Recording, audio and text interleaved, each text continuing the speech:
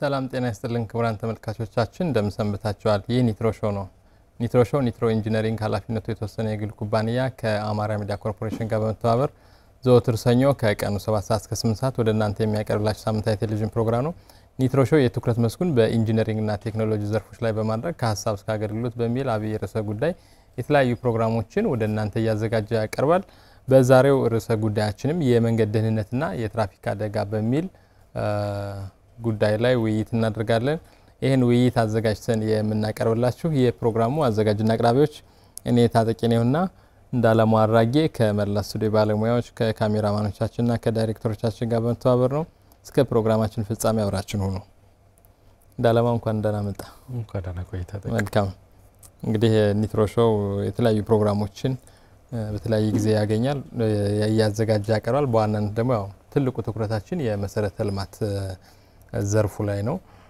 በዚህ የመሰረተ ልማት ዘርፍ የዛሬ ውይይታችን የሚሆነው በዋናነት መንገድ ላይና መንገድን ደግሞ አገልግሎት ሲሰጥ በዋናነት የትራንስፖርት አገልግሎት ይሰጣል። በዚህ ብዙ ጊዜ የሚያጋጥሙ ችግሮች አሉ። በተለይ የትራፊክ አደጋ የምንለው የመኪኖችና መኪኖች መጋጨት፣ መገልበጥ እንዲሁም ደግሞ መኪኖች ሰዎችን የመግጨት አደጋዎች በተለያዩ ጊዜ በተለያዩ የሀገራችን ክፍሎች ይከሰታልና የሚከሰትበትንም ሁኔታ ስታዩ ብዙ ጊዜ ለምን ተከሰተ ብለህ የሚያስጠይቅ በጣም ሜዳ ላይ ሲከሰት ታገኛለህ፣ ድልድይ ላይ ሲከሰት ታገኛለህ፣ ከተማ ውስጥ ታገኛለህና ሁሉም ቦታ ላይ አደጋ ይከሰታልና ትኩረትም መደረግ ስላለበት በተለይ ደግሞ እንግዲህ መንገድ ትልቁ ጥቅሙ ሞቢሊቲ ወይም ደግሞ እንቅስቃሴ ነውና በዚህ ደግሞ ኢኮኖሚ ማህበራዊ ጉዳዮች አሉበት። እነዚህን ጥቅሞች የሚሰጥ መንገድ ላይ የሚፈጠር አደጋ ይዞ የሚመጣው ደግሞ ሌላ ችግር ይኖራልና እነዚህን ሁሉ ዛሬ ዘርዘር አድርገን እንወያያለን። ያው ሁሌ የምናደርገው መጨረሻ ላይ የመፍትሄ ሀሳብ ወደሚሰጡ ነገሮች ነው የምንሄደው። መጀመሪያ ደግሞ ችግሩ ምን ያክል ነው፣ ለምንድን ነው የሚከሰተው፣ ለችግሩ መነሻ የሆኑ ነገሮች ምንድናቸው የሚሉትን ነገሮች እናያለንና የሚመለከቱን ተመልካቾቻችንም እንግዲህ የተለያየ የሙያ ዘርፍ ላይ ሊሆኑ ይችላሉ፣ እንዲሁም ደግሞ ከሙያ ውጭ የሆኑ ሰዎችም ሊሆኑ ይችላሉና የምናቀርበው የምንሰጠው መረጃም የምናስተላልፈው መልእክትም ለሁሉም ግልጽና ምንድነው ለመተግበርም መንገድ የሚያሳይ መሆን ስላለበት ፕሮግራሞቻችንም ስናዘጋጅ በይዘት ከችግሩ ጀምረን ክብደቱን እናሳያለን፣ ለምን እንደሚፈጠር እናሳያለን። መጨረሻ ላይ ደግሞ ማን በምን መልኩ የራሱን ኮንትሪቢዩት ማድረግ ወይም ደግሞ የራሱን ድርሻ መወጣት ይችላል በሚለው ነው አጠቃላይ ፕሮግራሞቻችን እናዘጋጀው። እንግዲህ መንገዶች እንዳጠቃላይ ሲገነቡ አገልግሎት እንዲሰጡ ነው የሚፈልገው። አገልግሎቱ ትራንስፖርት ነውና በዚህ ላይ የሚጠቀሙት በዋናነት አሽከርካሪዎችና ተሽከርካሪዎች ናቸው። በዋናነት መንገዱ የሚጠቀሙት እግረኞችና ሌሎች ተጠቃሚዎች ሊኖሩ ይችላሉ እንስሳትን ጨምሮ። ግን እንደው ትኩረት አድርገን ከተሽከርካሪና ከአሽከርካሪ አንፃር ብንወስድ ምን ታሳቢ ተደርጎ ነው እነዚህ መንገዶች የሚሰሩት ወይም ደግሞ ወደ አገልግሎት እንዲመጡ ሲደረግ ይሄን መንገድ የሚጠቀሙት ሰዎች እና ተሽከርካሪዎች ናቸው።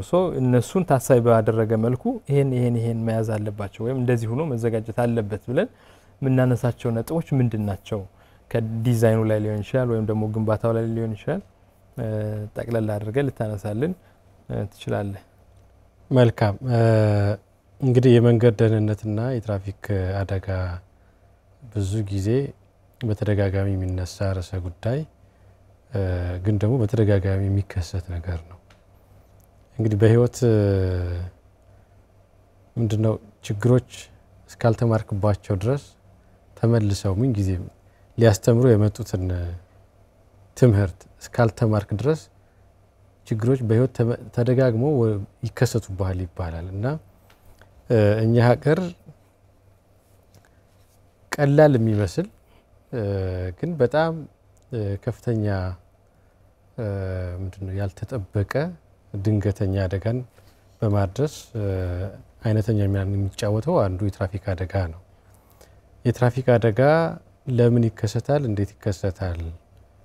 ምንጩ ከየት ከየት እና አጠቃላይ ዳራው ከየት ከየት ነው አድማሱ የሚለውን ማየት እና አትሊስት አንዳንድ አንኳር ነጥቦች ላይ አብርሆትን ማድረግ ተገቢ ነው በሚል ነው እንግዲህ የቀረጽነው። እንደምታውቀው ከምንጭ ጀምረን ብንሄድ የመኪና አደጋ ለመከሰት ለምሳሌ ከመንገዱ ባህሪ ጋር ሊያያዝ ይችላል፣ ከአሽከርካሪው ከተሽከርካሪው እና ከሌሎች ሁኔታዎች ጋር ሊያያዝ ይችላል። ግን አስቀድመን ግብአት ሊሆን ከሚችለው ከመንገዱ ብንነሳ አንድ መንገድ ውስጥ ገብቶ የሚሄድ አንድ መንገድ በመጀመሪያ ሲገነባ ዲዛይን ሲደረግና ሲገነባ እንግዲህ ታሳቢ የሚደረጉ ነገሮች አሉ። እንደምታውቀው መንገዱ by the very end በስተመጨረሻ አገልግሎት የሚሰጠው ለተሽከርካሪዎች ነው በዋናነት። ለምሳሌ የመኪና መንገድ ከሆነ ለተሽከርካሪዎች መሄድ በደህንነታቸው ተጠብቆ ሊጓዙበት የሚችሉ ወይም የሚጓዙበት መንገድ እንዲሆን ተደርጎ በዲዛይን ሂደት ውስጥ እንግዲህ መንገድ ከምንም ነው የምንሰራው። እንደምታውቀው ተራራ፣ አቀበት፣ ዳገት፣ ቁልቁለት፣ ሜዳ፣ ረባዳ ቦታ ምንም ሊሆን ይችላል። በእነኛ መካከል መንገዱ ተሰርቶ ለሚፈለገው የጊዜ ርዝመት እና የሚፈለገውን የትራንስፖርት አገልግሎት ማሳለጥ እንዲችል ተደርጎ ዲዛይን የሚደረግባቸው ቀመሮችን ተከትለን ነው የምንሰራው፣ ምንቀይሰውም ጭምር። እንግዲህ ይሄን በማድረግ ሂደት ውስጥ ግን ታሳቢ ከምናደርጋቸው ነገሮች አንዱ ምን አይነት መኪኖች ናቸው የሚሽከረከሩት፣ ተዳፋት አቋርጦ የሚሄድ ከሆነ መንገዱ የተዳፋቱ መጠን ምን ያክል መሆን መቻል አለበት፣ ዳገትም ከሆነ ዳገቱ እንዴት ነው፣ ኩርባም ከሆነ ኩርባው እንዴት ነው፣ በጣም አጭር ኩርባ ነው ሰፋ ያለ ኩርባ ነው የሚያስፈልገው፣ አጭር ኩርባ ለምን እንሰጣለን፣ ምን አስገድዶን ነው። እንግዲህ እንደምታውቀው እኛ ሀገር ተራራዎችን እና ሸንተረሮችን በማቋረጥ ሂደት ውስጥ በጣም ጠባብ የሆኑ ከርቦች ወይም ኩርባዎችን ማየት የተለመደ ነገር ነው። ብዙ ጊዜ ሊማሊሞ ወደ አይናችን ሲመጣ ወደ ህሊናችን ሊመጣ ይችላል ብዙ ጊዜ እንደዚህ ሲባል፣ ግን ተመሳሳይ ነገሮች አባይ በረሃም ሌሎችም ቦታዎች ብዙ ተራሮች ስላሉ አሉ እንደዚህ አይነት ነገሮች አሉ። በጣም ኩርባዎች የኢትዮጵያ መንገዶች ላይ በጣም በስፋት የሚታዩ ነገሮች ናቸው። ይስተዋላሉ። እና እኔ አሁን እየተረዳሁ ያለሁት ነገር ምንድነው ኩርባዎችን በተቻለ መጠን በዲዛይን ሂደት ውስጥ የማጥፋት እና የመቀነስ ነገር ላይ መስራት መቻል እንዳለብን አጠቃላይ ነው እየተገነዘብኩ ያለሁት። አሁን አንዳንድ ጊዜ የኩርባዎች መብዛት ለምንጩ አንድ ሰፊ የሆነ ግብአት ከሆነ ያን መቀነስ አንድ ሰፊ የሆነ የመፍትሄ አካል ነው የሚሆነው። ስለዚህ ዲዛይን ከአደጋዎች ምንጭ አንዱ የመንገዶች ኩርባ ስለሆነ የኩርባዎችን መጠን እና አይነትና መልክ ለትራፊክ አደጋ ግብአት የመሆን እድሉን በእጅጉ የመቀነስ ነገር እንግዲህ ኩርባዎቹ ምናልባት በድልድይ በመተካት በፍላይ ኦቨር በመተካት ልናጠፋቸው የምንችልበት እድል አለ። ግን ድልድዩ ዋጋው ከፍተኛ ይሆናል በሚል ስጋት ብዙ ጊዜ የተለመደው የመንገድ ዲዛይን እና የግንባታ ወቅት የመንገዱን ወጪ ብቻ በዋናነት ታሳቢ ያደረገ የነበረ ወይም ክላሲካል አፕሮች ነው እንደምታውቀው። አሁን ግን ነገሮች ተቀይረዋል። አፍተር ኦል እንደ ሀገር የምታስበው አንድ መንገድ ከጽንሰቱ እስከ ዘመን አገልግሎቱ በአገልግሎት ዘመኑ ድረስ ሂደት ውስጥ ምን አይነት ወጪ ያስወጣኛል ብለህ ነው ማሰብ መቻል ያለብህ። እንግዲህ እኛው ከሀሳብ እስከ አገልግሎት እንላለን አይደለ? ይሄን የምንልበት ምክንያት ዓለም ተቀይሯል። አሁን ነገር ሁሉ ተቀይሯል። አንተ ሙሉ ፐርስፔክቲቭን ሙሉ ምህዳሩን አይተህ ነገሮችን የምትጸንስበት ዲዛይን የምታደርግበት እና ወደ ህልውና የምታመጣበት ዘመን ላይ ነው ያለ ነው። ስለዚህ በአገልግሎት ዘመን ምናልባት ለምሳሌ ኩርቫውን በፍላይ ኦቨር በመተካት ወይም በድልድይ በመተካት ኩርቫውን በማጥፋታችን በመንገዱ የህይወት ዘመን በኩርቫው አማካኝነት ወይም ምክንያት እንግዲህ በአስሮቹ እንደዚህ 10 20 30 የሚሆኑ መኪናዎች የሚገለበጡ ከሆነ በዋናነት ምናልባትም የሁለቱ መኪኖች ዋጋ የድልድዩ ዋጋ ነው። እነዛን መኪኖች እንደ ሀገር ግለሰብም ያምጣቸው መንግስትም የሀገሪቷ መንግስትም ያምጣቸው ግን ከረንሲ ከፍለን ነው የምናመጣቸው እና አንድ በዚህ አጋጣሚ እኛ ሀገር ላይ እንደ ትኩረት በደንብ በተለይ ለመሐንዲሶች መልእክት ማስተላለፍ የምንፈልገው በዚሁ አጋጣሚ የዲዛይን ማዕቀፍ ላይ ወይም የዲዛይን ምዕራፉ ላይ በተቻለ መጠን የአገልግሎት ምዕራፉን ታሳቢ ያደረገ አድርገን ኩርባዎችን በተቻለ መጠን ለትራፊክ አደጋ ምክንያት እየሆኑ ስለሆነ አሁን እንደ መሐንዲስ እናቃለን የምንወስዳቸው አማራጮችና ምርጫዎች አሉ። በጣም አደገኛ የሆነ ኩርባ ስለሰጠን ምልክት እናስቀምጣለን። ፍጥነቱን እንደዚህ ቀንሶ በዚህ እንዲነዳ ብለ ምልክት ታስቀምጣለህ። ግን እነዚህን ምልክቶች ታሳቢ አድርገው ማሽከርከር የሚችሉ ወይ ማሽከርከር ላይ ውስንነት ስላለ የሚከሰት ከሆነ እና አደጋዎቹ የሚከሰቱ ከሆነ እንደ ሀገር አጠቃላይ ግራንድ ኢኮኖሚውን በማሰብ ወደ መቀነሱ ማሰቡ ተገቢ ሊሆን ይችላል ብዬ አስባለሁ። በዚህ ደረጃ ማሰብ እና አጠቃላይ የኢትዮጵያ መንገዶች አስተዳደርም እዚህ አካባቢ ትኩረት ሰጥቶ የዲዛይን ምዕራፉ ላይ ነገሮች ላይ ታሳቢ እንዲደረጉ አደገኛ ኩርባዎች በተቻለ መጠን እንዳይኖሩ የሚደረጉበትን ሁኔታ ታሳቢ ማድረግ ቢቻል መልካም ነው ብለን እናስባለን። ከዚያ ውጭ እንግዲህ በዲዛይን ምዕራፍ ላይ ምን አይነት እርዝመትና ስፋት ያላቸው መኪኖች በምን ያክል ፍጥነት ሊንቀሳቀሱበት ይችላሉ ተብሎ ነው የሚታሰበው ማለት ነው። እንግዲህ ትልልቅ መኪኖች ሊወጡት የሚገባ የህዝብ መኪኖች ሊንቀሳቀሱበት የሚገባ መንገድ መስራት እስካለብን ድረስ እና የምንሰራ እስከሆነ ድረስ መኪኖቹን ታሳቢ ያደረገ የዲዛይን ምዕራፍ እና የግንባታ ምዕራፍ ክንውኖች ይኖራሉ። እነዚህ ታሳቢ የሚደረጉ ነገሮች እነዚህ ናቸው። በአጠቃላይ መንገዱ ለመኪኖቹ ምቹ በሆነ ደረጃ የትራፊክ አደጋን በሚቀንስ ሁኔታ ታሳቢ እየተደረገ የሚገነባበትና ዲዛይን የሚደረግበት ሁኔታ አለ።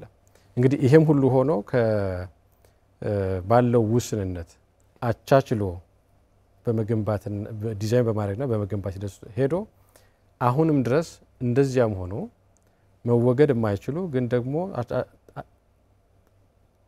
ዝቅተኛውን ስታንዳርድ አሽከርካሪዎቹ ታሳቢ አድርገው ሊያልፏቸው የሚገቡ ነገሮች ደግሞ አሉ። እንግዲህ ስለዚህ እንመጣለን ወደዛ አይነት እነዛም ነገሮች ሁሉ ታሳቢ ተደርገው የሚገነቡበት ሁኔታ አለ።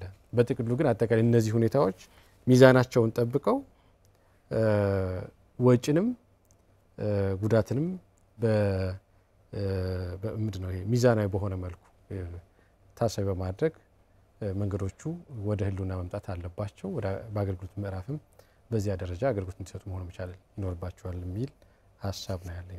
ብዙ ጊዜ ይሄን እንትን ያነሳው ስለምንድነው ብዙ ጊዜ ሰው ምንድነው የሚለው መንገዱ ስለማይመች ነው እንደዚህ አይነት ችግር ስላለበት ነው ይላልና ግን ዲዛይን ሲደረግ እንዳነሳው የአሽከርካሪውን ባህሪ የተሽከርካሪውን አይነት እና የአካባቢውን የመልክዓ ምድር ወይም ደግሞ ጂኦግራፊውን ያማከለ ሆኖ እንግዲህ ያው በኢንጂነሪንግ እንግዲህ ሊስት የምትለው ወይም ዝቅተኛው የሆነ ስታንዳርድ ይኖራል። ከዛ ደግሞ ከፍተኛ ከዝቅተኛው ተነሰ ደግሞ ስታንዳርዱን የጠበቀ ግን ዛን ደግሞ ውብ እያደረክ እያስዋብክ እያሰፋ ምን እያልክ ምሰራቸው ነገሮች ይኖራሉና ምንድነው ሊሚት የሚያደርግ ወይም የሚወስንህ ነገር ሲኖር ግን ቢያንስ በዝቅተኛው ነው የምትታጠረው። ቢያንስ ይሄን ማሟላት አለበት ብለህ ታሟላለና ችግሮች የሚከሰቱ እንዳልከው ካለው ባንዱ ብቻ ወይ በመንገዱ ብቻ አይወሰንም ወይ በተሽከርካሪው ብቻ አይወሰንም የሁሉም አስተዋጽኦ ስላለበት ነውና ቀጣይ እንትን የሚሆነው ምንድነው ጥያቄ አሁን እንግዲህ መንገዱን የሚጠቀሙት ብዙ አካላት ናቸው። ተሽከርካሪው ይጠቀማል። ተሽከርካሪውን ደግሞ የሚያሽከረክረው አሽከርካሪ ነው። ስለዚህ ሁለት ባህሪ ያለ ማለት ነው እዛ ላይ ያሽከርካሪው አለ የተሽከርካሪው አለ። መንገዱ በራሱ አለ ከተፈጥሮ ጋር ያለው ግንኙነት ሰዎች ያቋርጣሉ እንስሳት ያቋርጣሉ እንዲሁም ደግሞ ይሄን ሁሉ ደግሞ ለማሰናሰልና ለማያያዝ ደግሞ የመንገድ ዳር ምልክቶች ይሰጣሉ ማለት ነው እንግዲህ ከዚህ ውስጥ ምናልባት የእግረኞችና የእንስሳትን ልንተው እንችላለን ምንም እንኳን ለአደጋ ምንጭ አንዱ ቢሆኑ ግን በዋናነት ትኩረታችን ከተሽከርካሪውና ከአሽከርካሪው እንዲሁም የመንገድ ዳር ምልክቶች ጋር ብናደርገው አስተዋጽኦ ለትራፊክ አደጋ እንዲከሰት ከፍተኛ አስተዋጽኦ የሚያደርገው የትኛው ነው ምንድነው በዚህ ላይ ያለው እውነት ለመናገር ብዙ ጊዜ አሽከርካሪ ነው ተብሎ ነው የሚወሰደው አይደለ ያ እንደዚያ የሚባለው ምክንያት ለሱ ኃላፊነት መስጠት የተሻለ አማራጭ ስለሆነ ነው እንጂ እኔም ሆንኩኝ እሱ ኃላፊነት መውሰድ መቻል አለብን አደጋ እንዳይፈጠር ምክንያት ላለመሆን ሁላችንም እኩል የሆነ ኃላፊነት ነው ያለን ግን ተሽከርካሪው ወይም ሾፌሩ ሌሎችን ነገሮች ሁሉ አማዝ ነው እሱ ከተጠነቀቀ በሌሎች ምክንያት የሚመጡ እንትሮችን ሃንድል ማድረግ ይችላል ወይም መቆጣጠር ይችላል ተብሎ ስለሚታሰብ በብዛት የአሽከርካሪው ሚና ከፍተኛ ሆኖ የሚወሰድበት አለ በርግጥ አይነተኛና ተገቢ እንትን ነው ጫናም ነው አሁን ለምሳሌ ህጋትን አይተ ከሆነ በምን መንገድ በቃ ለምን ይሄን ችግር እንዲፈጠር ታደርጋለህ ተብሎ ሞር ወደ አሽከርካሪ ነው ጫናው የሚመጣው በዋናነት ግን ብዙ ባህሪያት አሉ ቅድም እንደተጠቀስከው የአሽከርካሪው ባህሪ አለ የተሽከርካሪው ባህሪ አለ and then የተጠቃሚዎች ደግሞ አሉ የእግረኞች የእንስሳት የተፈጥሮ ደግሞ እንደዚሁ ባህሪ አለ አሁን ለምሳሌ የተፈጥሮ ባህሪ ስንል በራሱ ዝናባማ በሆነ ሰዓት ውስጥ በዛ ጊዜ ውስጥ ማሽከርከር በራሱ ከተፈጥሮ ባህሪ ጋር ኢንተራክት ያደርጉ ማሽከርከር ነው እንስሳት ባሉበት ሁኔታ ውስጥ የእንስሳትን ባህሪ ጋር አገናዝበህ ማሽከርከር ነው እነዚህ ሁሉ ግብአቶች ባሉበት ሁኔታ ውስጥ አንድ አሽከርካሪ በተቻለ መጠን ሴንትራል ወይ ማዕከላዊ የሆነውን ኃላፊነት ይዞ እንዲያሽከረክር ይጠበቃል ሁሉም ላይ ኃላፊነት ቢኖርም ግን አሽከርካሪው እነዚህን ሁሉ ነገሮች ታሳቢ አድርጎ ተሽከርካሪውን የማሽከርከር ኃላፊነቱን መወጣት ይኖርበታል የሚል እሳቤን ነው እኔም ቢሆን በዋናነት መድገም የምፈልገው ማለት ነው ይህ ከሆነ ደግሞ ከፍተኛውና ሰፋ ያለው ጥንቃቄ በአሽከርካሪው ላይ ያርፋል አሽከርካሪው የተሽከርካሪውንም የሱንም ጤንነት አረጋግጦ አጠቃላይ አገልግሎቱን መስጠት ላይ በደንብ ምንም አይነት ዝለት ሊኖረው አይገባም ማለት ነው በድካምም ይሁን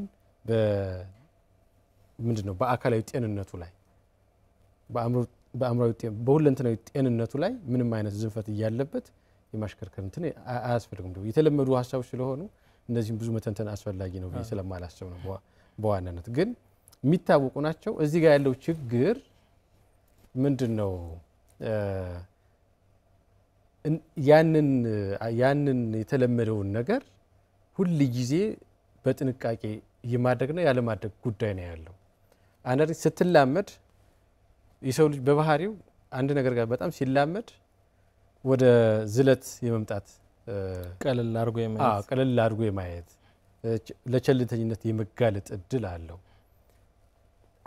አንድ አሽከርካሪ ግን እንዲህ አይነት ነገሮች እንዲጠናወቱ በፍጹም መፍቀድ የለበትም ምክንያቱም within a second ህይወቱ ሊጠፋና ወይም የሌሎችን ህይወት ወይም ጉዳት ሊያደርስ የሚችልበት እድል ከፍተኛ ነው just a second or less than a second እና ይሄ በጣም የኢትዮጵያ አሽከርካሪዎች በደንብ ውስጣቸው ሊይዙት የሚገባ ነገር ነውና እንዲያውም አንድ አባባልን እዚህ ጋር ጠቅሼ ማለት ፈልጋለሁ ህይወት እንዲህ የሚባል ነገር አለ ህይወት የሆነ ጊዜ ላይ ጠንክረ ስለመስራት ምናምን አይደለም ህይወት ሁሉ ጊዜም በርተ ስለመስራት ነው የሚባል ነገር አለና የሆነ ጊዜ ላይ በጣም በጥንቃቄ ስለማሽከርከር አይደለም ምርጥ አሽከርካሪነት ሁሉ ጊዜም በዘመኑ ሁሉ ጊዜም በጥንቃቄ ስለማሽከርከር ነው ምርጥ አሽከርካሪነት ማለት ያ ሲሆን የራሱንም የሌሎችንም ህይወት የመጠበቅ የንብረትንም ህይወት በጠበቀ ሁኔታ ነገሮች እና አገልግሎቶቹ እንዲስተናበሩ የሚያደርግበት እድል ከፍተኛ ይሆናልና እዚህ ጋር ለኢትዮጵያ አሽከርካሪዎች በዋናነት ማስተላለፍ እንፈልገው ይሄንን መልእክት ነው። ዝለትን በፍጹም መፍቀድ የለባቸውም። ወደ አእምሯቸው ልምድ አለኝ ተሞክሮ አለኝ ምክንያት የትንም ያክል አይደለም ዝለትን ፈቅደው በጥንቃቄ ውስጥ ሆነው እንኳን አደጋን ማስቀረት የማይችሉበት ሙያ ነው በራሱ በባህሪው። ምክንያቱም እኔ ለምሳሌ ድራይቨር ሆኜ ቆንጆ አሽከርካሪ ብሆን እኔ በአግባቡ እየሄድኩኝ የሌላኛው አሽከርካሪ ኃላፊነት በጎደለው መልኩ እንትን ካደረገ አደጋ መከሰቱ አይቀርም። ስለዚህ ሙሉ በሙሉ በኔ እጅ ብቻ ያለ ነገር አይደለም። ስለዚህ አሽከርካሪው በግል አንቀጽም አሽከርካሪዎች እንዲሁም በህብረትም አንቀጽ ደግሞ አሽከርካሪዎች አጠቃላይ የስነ ማሽከርከር አጠቃላይ የማሽከርከር አገልግሎት ወይም የሾፌሮች አገልግሎት በህብረት አንቀጽም በግለሰቦች በእያንዳንዳቸው አንቀጽ ወደ ፍጹምነት እንዲጠጋ መገፋት መቻል አለበት። ህብረቱም ፍጹም መሆን መቻል አለበት። ያ ማለት ምን ማለት ነው? ህብረታዊ ኃላፊነታቸው ህብረታዊ ፍጹምነታቸውና ጥንቃቄያቸው ጉብዝናቸውም የግለሰቦቹን ጉብዝና እያንዳንዳቸው በዛው ልክ እንትሞ መቻል አለባቸው። የተለመደ ነገር ነው እንግዲህ ያለው በጣም ስግብግብነት ያጠቃናል ይባላል። በቃ አንድ እንትን ሌላ መቀየር በሚያረጋው እንቅስቃሴ ብቻ ሙሉ መንገዱ የሚዘጋጋበት ሁኔታ አለ። አዲስ አበባ ይሄ የተለመደ ነገር ነው። በአንድ መኪና ምክንያት ብቻ በቃ the whole ፍሰት እንዲሁ አደጋውን ትተው ማለት ነው። እና በዛ ደረጃ እና አጠቃላይ የሾፌሮች ስነ ልቦናና ሰብዕና ላይ ስራ መስራት በጣም ተገቢ ነው ብዬ ነው የማስበው። ታጠቅ አንተ ብቻ ስለቻልክ ወይም ደግሞ አንተ ስለተጠነቀቅክ ብቻ ላይሆን ይችላል። ከሌሎችም ጋር አብሮ መናበብና መታየት መገናኘት ያስፈልጋል። ምንድነው አሁን ሰው አልባ መኪኖች አሉ አይደለ? እና እየሞከሯቸው ሰው አልባ መኪኖችን መናበብ ቻሉ እና በትክክል ሰሩ። ከዛ ወደ ቴስት ወደ ማድረግ መንገድ ላይ ግን ሲያወጧቸው ሰው አለ ድራይቭ የሚያደርግ የራሱ መኪና ይዞ የሚንቀሳቀስ ሰው ደግሞ አለና መናበብ አልቻለም። ሰው አልባ መኪናው ሰው ከሚነዳው መኪና ጋር ኢንተራክት ማድረግ አልቻለምና አሁን ስታነሳ ትዝ አለኝ። ሁሉ ምን ጊዜም ቢሆን አንድን መሰረተ ልማት ስትጠቀም በዛኛው በኩል በዚህኛው በኩል በተለያየ ቦታ አብሮ የሚጠቀም ካለ ያንተን ብቻ ሳይሆን ማየት ያለብህ በዛ በኩል የሚጠቀመው ሰው እንዴት ነው የሚጠቀመው፣ ከኔስ ምን ይጠብቃል ወይ ምን እንዴት እንደምጠቀም ያውቃል ወይ ብለህ አብሮ መናበብና ማስኬድ ወይም ደግሞ ማስተያየት ያስፈልጋል ማለት ነው። እስኪ ወደ መንገዱ እንግባና ብዙ ጊዜ የሚነሳ ቅሬታም ስላለ ማለት ነው ችግር ሲፈጠር መንገዱ ችግር ስላለበት ነው መንገዱ እንደዚህ ስለሆነ ነው ይባላልና እንግዲህ ምንድነው መንገድ ምን አይነት ችግር ሲኖርበት ነው ተሽከርካሪዎችንም ይሁን አሽከርካሪዎችን ለአደጋ ሊያጋልጥ የሚችለው? እንግዲህ ዲዛይን ሲደረግ ሲገነባ እንዴት ዲዛይን መደረግ እንዳለበት ኢንጂነሪንጉ በራሱ ያስቀምጣል። ሲገነባ እንዴት መገንባት እንዳለበት ያስቀምጣል። እነዛ ከሆኑ ደግሞ አሽከርካሪዎች በአግባቡ ከተጠቀሙበት መንገዱ የሚፈልገውን አገልግሎት ይሰጣል ተብሎ ነው የሚታሰበው። ግን በቃ የመንገዱ ችግር ነው ከተባለ እነዛን ችግሮች ማንሳት ያስፈልጋል። ምክንያቱም አሽከርካሪዎችም ምን አይነት መንገዶችን ሲያዩ መጠንቀቅ እንዳለባቸው ሁሌም ጥንቃቄ ቢኖርም ግን ደግሞ ስፔሻሊ ይሄን ባህሪ ያላቸው መንገዶች ካሉ አደጋ እንዲከሰት አንድ ግብአት ሊሆኑ ስለሚችሉ ራስን እንዴት አድርጎ ማሽከርከር እንዳለበት ሰው መገንዘብ ይጠበቅበታልና ምን አይነት መንገዶች አደጋ እንዲፈጠር ምክንያት ሊሆኑ ይችላሉ? እንግዲህ ወደ መሀንዲሶች የሚመጣ ጥያቄ ነው። አይ ቲንክ ከኢትዮጵያ መሀንዲሶች አፈጻጸም ጋር የመንገድ መሀንዲሶች ጋር የሚመጣ ጉዳይ ይኖራል ብዬ አስባለሁ እዚህ አካባቢ በቀጥታ። ከዛ እንግዲህ በዲዛይን ምዕራፍ ስናይ ቅድም ያነሳናቸው ችግሮች በአግባቡ ኢንተርቴን ካልተደረጉ ታሳቢ ካልተደረጉ አሁን ለምሳሌ ከስታንዳርድ የወጡ ኩርባዎችን በቃ ስለ ሁኔታው ስላልፈቀደልኝ የግድ እንደዚህ አድርጌ የትራፊክ ምልክት አስቀምጬ ኩርባውን ሰጥቻለሁ ብሎ ዲዛይን ሲያደርግ ባለቤት ለምሳሌ መንገዱን የሚያሰራው አካል እነዛን ኩርባዎች በትክክል የእውነት አማራጭ ስለሌለው ነው ወይ በዛ መጠን ያን እንደዛ አይነት ጠባብ እና አደገኛ ኩርባ እየሰጠ ያለው ብሎ ያን በደንብ ቼክ ማድረግ ያስፈልጋል። ሁለት ቅድም በሰጠውት አማራጭ መሰረት ፍላይ ኦቨር የምንለው አለ አይደለም? በድልድይ ያን ጥፍ ያለ ነገር በቀጥታ ማዶና ማዶን በድልድይ የማገናኘትና ሐሳብ ታሳቢ ማድረግ ያስፈልጋል። ከዚህ በኋላ በቃ የእንትን ምንድነው የድልድዩ ዋጋ እንደዚህ ነው ስለሆነ ነው ይያል መንገዱ በተመረቀ በ2 በ3 አመት ውስጥ 5-6 መኪና ወይም በአመት አንድ መኪና የሚገለበጥበት ኩርባ ካለ ምንድነው አፍተር ኦል የድልድዩ ዋጋ ላይ ምን ቆጥበው ቁጠባ ምንድነው ትርጉሙ ወደሚለው ነው የሚወስደን ማለት ነው። እና አንደኛ እዚህ አካባቢ በደንብ ስራ ሊሰራ ያስፈልጋል። ከስታንዳርድ የወጣ የመንገድ የዲዛይን መልክን በተቻለ መጠን በዲዛይን ምዕራፍ ላይ ሳንሱር አድርጎ በደንብ ማስቀረት ላይ በደንብ ጥንቃቄ ማድረግ ያስፈልጋል። እንግዲህ ከስታንዳርድ ስንል የዳገት መጠን አለ፣ የኩርባ መጠን አለ። ቀጥ ያለ መንገድ ከሆነ ቀጥ ያለ መንገድ እንደየመንገዱ ስታንዳርድ እርዝመቱ ያው ገደብ አለው እንደምታውቀው። ቀጥ አድርገህ ዝም ብለህ 4-5 ኪሎ ሜትር መንገዱ ልትልከው አትችልም። በቃ እንዲተኛ መፍቀድ ነው። በቃ ተመሳሳይ ሲሆንበት ምቾት ላይ ይሆንና እንዲዘናጋ እንት ታደርጋለህ። በዛ ኢንሲደንስ በተዘናጋበት እንትን ድንገት ከጎን እንስሳት ቢመጡ ምን ቢሉ በዝንጋይ ውስጥ ሆኖ ወይም እንቅልፍ ሁሉ እንዲይዘው ምክንያት ሊሆን ሁሉ ይችላል ማለት ነው። እና በዚያ ደረጃ በቃ መሰረታዊ የሆኑ የምህንድስና ጉዳዮች አሉት። እነዚያን ነገሮች ታሳቢ ያደረገ የዲዛይን ስራ መሰራት መቻል አለበት። ሁለተኛው ደግሞ በግንባታው ምዕራፍ የሚታይ ብዙ ጊዜ የሚከሰት ነገር ነው። አንደኛው ኩርባ ላይ ያለ የሱፐር ኤሌቬሽን የምንለው አለ። ኩርባ ደገፍ የግንባታ መዋቅር አለ። ከርቡን በሚዞር ጊዜ መንገዱ እንዲቀና ብሎ እንዲደግፈው መኪናውን ወደዛ ተገልብጦ እንዳይወድቅ ማለት ነው። እንግዲህ ኩርባ ደገፍ እንበለው ለአቻ አማርኛ ለመስጠት ያክል ሱፐር ኤሌቬሽን እንለዋለን እንደምታውቀው። ያን ኩርባ ደገፍ ብዙ ጊዜ አይታቸው ከሆነ ከርቦች ሆነው ኩርባ ደገፉ እንዲያውም ተቃራኒ ሆኖ የምታገኙት ቦታ ሁሉ አለ። ጭራሽ እንዲገለብጥ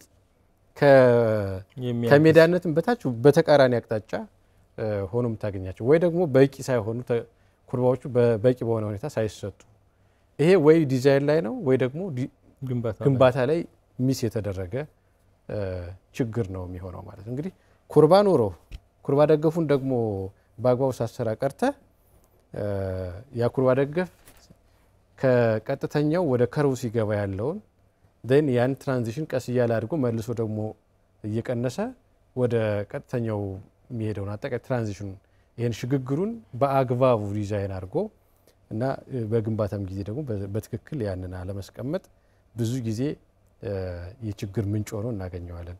አደጋ ከተከሰተ ብዙ ጊዜ ቦታው ኩርባ ነው። ብዙ ጊዜ ወይ ኩርባ ነው ወይ በጣም ደግሞ ዳገትና ቁልቁለት የሆነ ቦታ ላይ ነው ምን ሰማው በጣም በብዛት አሁን መረጃዎች ቢወጡ እንደዚያ ናቸው። ስለዚህ ይሄ ዲዛይንና ግንባታ ላይ በደንብ ሊታይ የሚገባ ጉዳይ ነው። ከዛ ውጪ እንግዲህ የትራፊክ ምልክቶች በአግባቡ ካልተቀመጡ እነዛ ምልክቶች ሾፌሮች መጠቀም ስላለባቸው ማለት ነው። እንግዲህ ከስታንዳርድ ውጭ የሆኑ ነገሮች ወይ ደግሞ አስቀድሞ ለሾፌሩ መረጃ የሚሰጡ ጉዳዮች ካሉ እነዛ የትራፊክ ምልክቶች በአግባቡ መቀመጥ አለባቸው ብቻ ሳይሆን እነዛ ምልክቶች አንዴ ከተከልካቸው በኋላ በቆሻሻም በምንም ወይ ተገጭተው ወይ ተጎድተው ከሌሉ ወዲያውኑ መተካት መቻል አለባቸው፣ መታደስ አለባቸው። ከዚህ ውጪ በጣም ከፍተኛ የሆነ በኢትዮጵያ ውስጥ ለአደጋ ምክንያት እየሆነ ያለው ተከታታይነት ያለው የመንገዶች የጥገና እና የደህንነት ሁኔታ ወይም ከጥገና ጋር በተያያዘ ያሉ ችግሮች ናቸው። እኔ በጣም የሚገርመኝ እንግዲህ በመንገድ አስተዳደር መዋቅር ውስጥ እስከ ወረዳ ማዕከል እንትኖች አሉ፣ ጽህፈት ቤቶች አሉ። እስከ ወረዳ ድረስ ጽህፈት ቤቶች አሉ። እስከ ወረዳ ድረስ ጽህፈት ቤት አለ ማለት ምን ማለት ነው?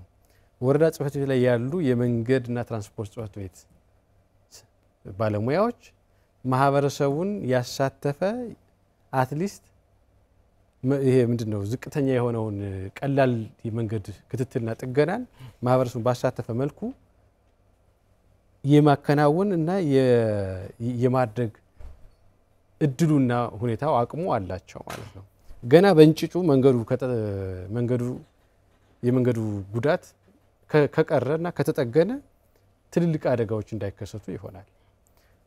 ጀስት መሬት ተንሸራቶ ወይም የገደል አፈር ተንሸራቶ ዘግቶት ከሆነ እዛ ያሉ ለምሳሌ በየኪሎ ሜትሩ ሊሆን ይችላል ለማህበረሰቡ ኃላፊነት ሰጥቶ ከሆነ ማህበረሰቡን ያሳተፈ የመንገድ ጥበቃ አገልግሎት እና እንክብካቤ አገልግሎትን ስርዓት ብንዘረጋ በእርግጠኝነት የምናገራለው በጣም ብዙ የሆኑ አደጋዎች የመቀነስ እድላቸው በጣም ሰፊ ነው። በመንገዶች መጎዳት ምክንያት ወይ ደግሞ መዘጋት ምክንያት የሚከሰቱ በጣም ብዙ አደጋዎች አሉ ኢትዮጵያ ውስጥ።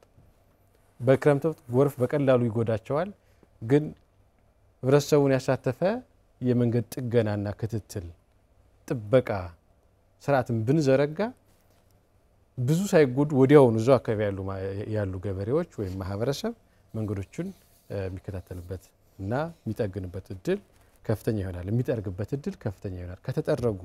ከተጠበቁ እንግዲህ አንዲት ቡርቡር ያለች ወይ ደግሞ የሆነ ቦታ ላይ ቁርጥ ያለች ነገር ለአደጋ ምክንያት ሆነ አንድ የሚገርም ተሽከርካሪ እንዳልሆነ ሊሆን ሰዎች ጉዳት ላይ የሰዎች ህይወት የሚያልፍበት ሁኔታ የሚፈጠረው በተደጋጋሚ ነው እና ከጥገና ጋር በተያያዘ የኢትዮጵያ መንገዶች አስተዳደር እና አጠቃላይ በተዋረድ ላይ ያሉ መዋቅር ውስጥ ያሉ የመንግስት መስሪያ ቤቶች በጣም በስፋት ትኩረት ሰጥተው ሊሰሩ ይገባል ብዬ ነው እማምነው። ስለ ትራፊክ አደጋና ደህንነት ሲታሰብ አንዱ በደንብ መታሰብ ያለበት የመንገዶች ደህንነት ላይ ገንብተን በቃ ምን ተዋቸው ከሆኑ መንገዶች እንዴት ነው እንደዚህ ያለ ሊሆን የሚችለው? ኢቭን የግንባታ ወጪን ብናይ እንኳን ከዚህ ጋር በተያያዘ ግንባታ ወጪ በጣም ከፍተኛ እየሆነ ያለው በቀላሉ መጠገን የሚችሉ ከስር ክትትል የሚደረግ ቢሆን በሚደረገው ክትትል የሚቀሩ ብዙ ወጪዎች ናቸው። አላስፈላጊ የሆኑ ወጪዎች እንድናወጣ እየተደረገው እንዲሁም አንዳንድ መንገዶች ቶታሊ ከአገልግሎት ውጭ እየሆኑ ያሉበት ሁኔታ ከእንደዚህ አይነት ሁኔታዎች ጋር የተያያዘ አጠቃላይ እነዚህ ሁኔታዎች ከመንገዱ ጋር በተያያዘ ለትራፊክ አደጋ ምክንያት ሲሆኑ የምናይበት ሁኔታ አለ። ታጠቅ በተለይ በጊዜው አለመጠገንና መንገዶችን ችግራቸው ምንድነው ጉዳታቸው ምንድነው ብሎ አለመስራት ከአደጋውን ባሻገር መኪኖች ላይ አካሎቻቸው እንዲጎዱ የስፔር ፓርት ወጪ ከፍተኛ እንዲሆን የሚያደርገው አንዱ ምክንያት የተቆራረጡ የተወዳደሱ መንገዶች ይኖራሉ። በዛ ላይ ስትገባ ስትወጣ ስትቀይር አቅጣጫ አንዳንዴ እኮ ወደቀ ይያል ከመንገድ ወጥቶ ሾልደር ምን ነው ደግሞ የመንገዱ ትክሻ ላይ አልፎ ሄዶ ለመንገድ አገልግሎት አይውልም የተባለው ቦታ ላይ ሁሉ መኪና ሲርታ ያለ የመካከለኛው አካል በመጎዳት ወይም መንገዱ አገልግሎት መስጠት ባለመቻሉና አንዱ ትልቁ የሚያስፈልገው የጥገና ክትትልና ጥገና ማድረግ ያስፈልጋል። ምናልባት የአሽከርካሪዎችን ልክ እንደ መንገዱ አሽከርካሪዎችን ማየት ያስፈልጋል። ነገር ግን ብዙ ጊዜ ስለ አሽከርካሪዎች በተለያዩ ፕሮግራሞችም በተለያየ እንትንም ስለሚነሳ እሱን ተውና ምናልባት የተሽከርካሪዎቹን ሁኔታ ደግሞ እንግዲህ መንገዶቹ ምን አይነት ሁኔታ ላይ ሲሆኑ ነው ለአደጋ ሊያጋልጡ የሚችሉት እንደሚለው ተሽከርካሪዎች ደግሞ ምን አይነት ነገር ላይ ወይም ደግሞ ምን ሲሆኑ ለአደጋ መከሰት አስተዋጽኦ ሊያደርጉ ይችላሉ የሚለው እኔ መልካም ከተሽከርካሪዎች አንፃር አንድ በጣም የሚገርመኝ ነገር አለ። እጅግ በጣም የተጎሳቆለ አይተው እንኳን ደህንነቱ በጣም ጥያቄ ውስጥ የገባ መኪና እንደሆነ የምታየው አይ ይሄ በቃ የትኛውም ትራፊክ ፖሊስ ወይም እንትን አይቶት ይሄ መኪና መታደስ መቻል አለበት የሚባሉ መኪኖች እኛ ሀገር ውስጥ ለረጅም ጊዜ አገልግሎት ሲሰጡ ታያለ። አሁን አንድ መኪና ሁለት ነገር ነው። ባለሀብቶች ራሳቸው መኪኖችን በአግባቡ እየተንከባከቡ መጠቀማቸው የመጀመሪያው ተጠቃሚ የሚሆኑት እነሱ ናቸው። ለረጅም ጊዜ አገልግሎት ይሰጧቸዋል። ቀላል የሆኑ ችግሮችን ከስር የመኪኖችን የደህንነት ሁኔታ ከስር ባለመፍታት ምክንያት እኛ ሀገር ላይ የመኪኖች ችግር እየተባባሰ ለአደጋ ምክንያት የሚሆኑበት እድል በጣም ብዙ ነው። ከመሪ ችግር፣ ከፍሬን ችግር፣ የፍሬቻ ችግር፣ የፍሬቻው ምንም የማይታይ በቃ ወይም ውልቅልቅ ያለ መኪና በቃ ስራ ላይ ታያዋለ። ካኒ ኢማጂን ግራውና ቀኙ እኩል የሚያበራ ወይም ምንም የማያበራ መኪና ታገኛለ። ግን ኦሬዲ ሰርቪስ ላይ ነው ይሄዳል። ትራፊክ ፖሊሶቹም እንግዲህ ያለፉት መሆን አለበት። ለምንድን ነው የመጀመሪያ ደረጃ ሰው አሁን ፍሬቻ ተበላሽቶበታል ማለት ምን ማለት ነው? ከኋላ ካለው መኪና ጋር ለመግባባት ለመናበብ ምንም እድል የለውም ነው። እውነት ነው። እንዲህ ሆነ እንዴት ታሽከረክራለህ? የመጀመሪያው ችግር እዛ ጋር ነው የሚመነጨው። ስለዚህ በጥቅሉ የተሽከርካሪ ምርመራ ላይ በቃ ብቸኛው መፍትሄ ይሄን ቦሎ አለ አይደለም በየአመቱ በቃ ያ የተሽከርካሪዎች ደህንነት ምርመራ ላይ በጣም ሰፊ የሆነ እንትን ያስፈልጋል። ሰፊ የሆነ ምንድነው እና ጠበቅ ያለ እንቅስቃሴ ያስፈልጋል ብዬ ነው የማስበው በዛ ደረጃ። ይሄም ሆኖ እንግዲህ መቼም በየጊዜው እንትን ሊሆን አይችልም አይደለ? ባለቤቶች ራሳቸው እንግዲህ ለምሳሌ ቦሎ አስመርምሮት ደህና ነው በቃ መስራት ትችላለህ ተብሎ ግን አፍተር የመዝ ምናልባት ያ መኪና ቢመረመር አይ ችግር አለ ሊባል የሚችል መኪና ሆኖ ሊገኝ ይችል ይሆናል። ይሄ በዋናነት በባለቤቶች በኩል በሾፌሮቹ በኩል ካለ መኪናውን ደህንነት እና ጤንነት አስጠብቆ የማሽከርከር ጋር በተያያዘ በደንብ ቴክኒካል የሆነ አሁን ብዙ ጊዜ እንግዲህ አሁን የኛ አካል ሲሆን ምንህ እንደተሰማ ታውቀዋለህ አይደለ? ለምሳሌ ስትጓዝ ችግር ከተሰማ ወይ ምንድነው ውስንነት ከተሰማ ታውቀዋለህ። አንድ መኪና አንድ አሽከርካሪ መኪናው ከሚያሳየው ሁኔታ ተነስቶ ምን አይነት ችግር እንዳለበት ማወቅ የሚያስችል ክህሎት ያስፈልገዋል። ነዳጅ መስጠት እዛ ጋር ያሉ ፍሬቻ ፍሪሲዮን ምናምን እነዛን ማኔጅ ማድረግ ብቻ በራሱ በቂ አይደለም። ብዙ አሽከርካሪዎች ምልክት እየሰጡት በድምጽ በምን በተለያየ ሁኔታ ምልክት እየሰጧቸው እነዛ ምልክቶች መተርጎም ስላልቻሉ መረዳት ስላልቻሉ መኪኖችን እያሽከረከሯቸው መኪኖቹ ከጥቅም ውጭ የሚሆኑበት ወይ የአካል ጉዳታቸው በጣም የሚባባስበት ሁኔታ በጣም ሰፊ ነው እና ይሄ አጠቃላይ ከአሽከርካሪዎች ብቃት እና መኪናን በአግባቡ የመያዝ ንቃተ ህሊና ጋር ብሎም ባለሀብቶች ደግሞ በሚጠየቁ ጊዜ ከስር አስፈላጊውን ጥገና ከማድረግ ጋር በተያያዘ የሚታዩ እንትሮች ናቸው። በጥቅሉ እነዚህ ችግሮች ልልህ አልችልም። በጣም ሰፊ የሆኑ የመኪኖች ጤንነት ጋር የተያያዙ ችግሮች ልናነሳ እንችላለን። ግን በጥቅሉ ባለሀብቶችና አሽከርካሪዎች የመኪኖችን ጤንነት ባስጠበቀው መልኩ መኪኖችን ወደ አገልግሎት ላይ ማዋል ያለባቸው መሆኑን ከተረዱ ችግራችን ይፈታል ብዬ አስባለሁ። ታጠቅ ምናልባት ብዙ ጊዜ በየቀኑ እንሰማለን አደጋዎች እንዲህ አይነት መኪናና እንደዚህ አይነት መኪና ተጋጭቶ ይሄን ያክል ሰው ሞተ፣ በንብረት ላይ ይሄን ያክል ውድመት ደረሰ፣ በሰው ህይወት ላይ ይሄን ያክል ውድመት ደረሰ የሚል እንሰማለንና የኢኮኖሚ ችግሩ የሰው ልጅ ህይወት የአካል ጉዳት አጠቃላይ እየተለመደ ነው። አንዱም ችግር የተገነዘብኩት ምንድነው እኛ ሀገር ላይ አንድን መንገድ ሁሉም ተሽከርካሪ በጋራ ነው የሚጠቀመው። ባለ ብስክሌቱም ባለ ባጃጁም ትንንሽ የቤት መኪና ያለውም የስራ መኪና ፒካፕ ያለውም አውቶቡሱም ትልልቅ የጭነት ማሽከርከር ተሽከርካሪዎችም አንድ መንገድ ስለምንጠቀም ግጭት ሲፈጠር በተለይ ግጭት ሲሆን ትልቅ ጉዳት ነው የሚከሰተው። ያልተመጣጠነ አቅም ያላቸው ሁለት ተሽከርካሪዎች ሲጋጩ የሚፈጠረው በተለይ ዝቅተኛ አቅም ያለው ለሚፈጠረው ታቋለና እንደዛ ስለሆነ አጠቃላይ እንትኖቹ የሚከሰተው ችግር ከህይወት ከአካል ጉዳትና ከኢኮኖሚ በላይ ነው ብለ ነው የምትወስደው። ይሄን አለፈ ሲል ወደ የሳይኮሎጂ ችግር ቤተሰብን የመበተን በዛ አደጋ ደግሞ ህይወታቸውን ያጡ ቤተሰብ አባላት ደግሞ ምን አይነት ነገር ሊሰማቸው እንደሚችሉ ማሰብ ይቻላልና ይሄን ታሳቢ በማድረግ እንደዚህ አይነት አሰቃቂ የትራፊክ አደጋዎችን ለመቀነስ ምንድነው መደረግ ያለበት? እንግዲህ ባለድርሻ አካላት እንላለን ሁሌና ስቴክ የሚወስዱት ሰውም ተንቀሳቃሽ እንስሳትን ልናስወግድ እንችላለን።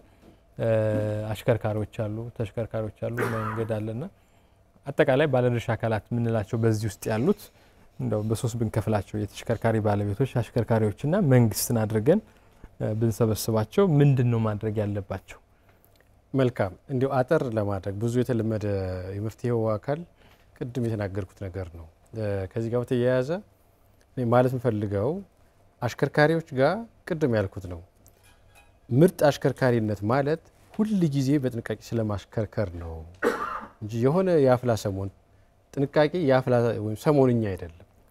ይሄን ጽንሰ ሐሳብ መንጃ ፈቃድ አውጥተህ መኪና እንዲያስክ ጥንቃቄ ያለውን አይነት ትኩረት የዛ ሰሞን በመላመድ በፍጹም ዝለት ወደ ህሊናቸው እንዲመጣ መፍቀድ የለባቸው። ፕሮፌሽናል የሆነ የአሽከርካሪዎችን የመኪናውን ደህንነት እና የራሳቸውን ደህንነት ጠብቀው በጥንቃቄ ሁሉ ጊዜ ስለማሽከርከር ማሽከርከር እንዳለባቸው አእምሯቸው ላይ ይሄን ግንዛቤ ያለ ምንም ዝለት የያዙ የኢትዮጵያ ሾፌሮች ያኔ ብዙ ችግሮች ይቀርፋሉ ብዬ አስባለሁ። ባለሀብቶች ደግሞ ኢትዮጵያ ውስጥ እኔ ብዙ ጊዜ የምሰማው ሩመር ነው የምነግርህ። ሾፌሮቹ መኪናው እንዲህ አይነት ምልክት እያሳየኝ ነው፣ እንዲህ አይነት ችግር አለበት፣ ጥገና ይካሄድ ትንሽ ጎትተው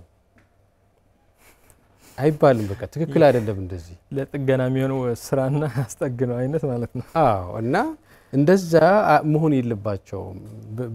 በቃ አስፈላጊውን እንክብካቤ ለማድረግ ባለሀብቶች በጣም ቀናኢ መሆን መቻል ይኖርባቸዋል ብዬ አስባለሁ።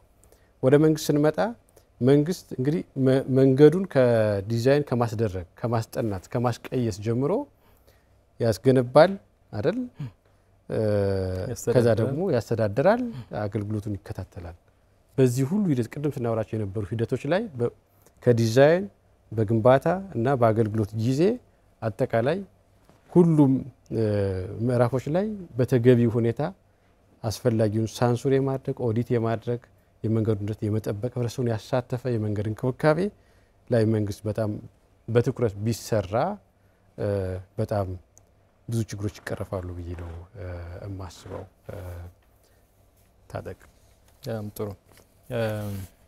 እንግዲህ የትራፊክ የመንገድ ደህንነትና የትራፊክ አደጋ ለማን ነው የሚሰጠው ተብሎ የሚተው አይደለም። ሁሉንም ሰው የሚመለከት ሁሉም አካል የራሱን ድርሻ ሊወጣና ሊወስድ የሚችልበት ነው።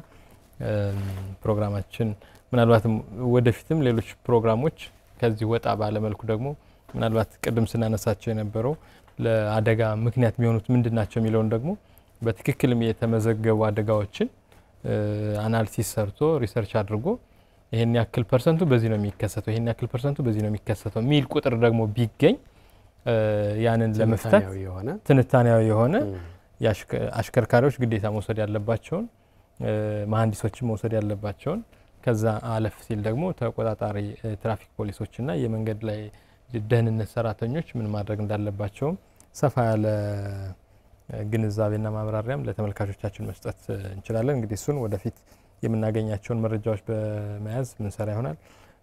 የዛሬውን ፕሮግራማችን ጋር እዚህ ጋር እንቋጫለን። ተመልካቾቻችን እስካሁን ስትከታተሉ የነበረው ኒትሮ ሾው በዛሬ ፕሮግራማችን ርዕሰ ጉዳያችን የነበረው የመንገድ ደህንነትና የትራፊክ አደጋ በሚል ላይ ውይይት ማድረግ ነው። ይሄን ውይይት አዘጋጅተን ያቀርብንላችሁ የፕሮግራሙ አዘጋጅና አቅራቢ እኔ ታጠቂን ይሁንና እንዳለማው አድራጌ ከመላ ስቱዲዮ ባለሙያዎች ከካሜራማኖቻችንና ከዳይሬክተሮቻችን ጋር በመተባበር ነው።